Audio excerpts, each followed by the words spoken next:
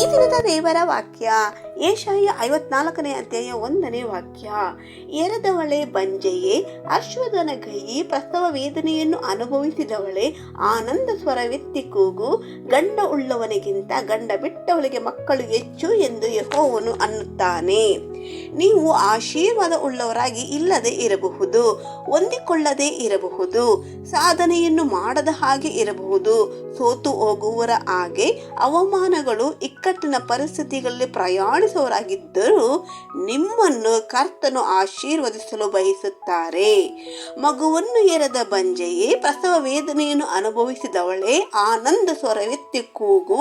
ಕರ್ತನು ನಿನಗೆ ಹೆಚ್ಚು ಮಕ್ಕಳನ್ನು ಕೊಡುತ್ತಾನೆ ಎಂದು ವಾಕ್ಯವು ಹೇಳಲ್ಪಡುತ್ತದೆ.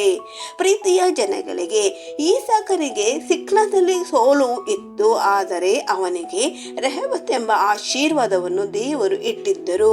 ಈ ದಿನದಲ್ಲಿಯೂ ಸೋಲಿನ ಹಾದಿಯಲ್ಲಿ ಪ್ರಯಾಣಿಸುವ ನಿಮಗೆ ಒಂದು ಜಯವನ್ನು ದೇವರು ಕೊಟ್ಟಿದ್ದಾರೆ ಎಂಬುದನ್ನು ಪೂರ್ಣ ಹೃದಯದಿಂದ ನಂಬಿ ಈ ದಿನವನ್ನು ಪ್ರಾರ್ಥನೆಯೊಂದಿಗೂ ನಂಬಿಕೆಯಿಂದಲೂ ಪ್ರಾರಂಭಿಸಿರಿ. ಆಮೆನ್.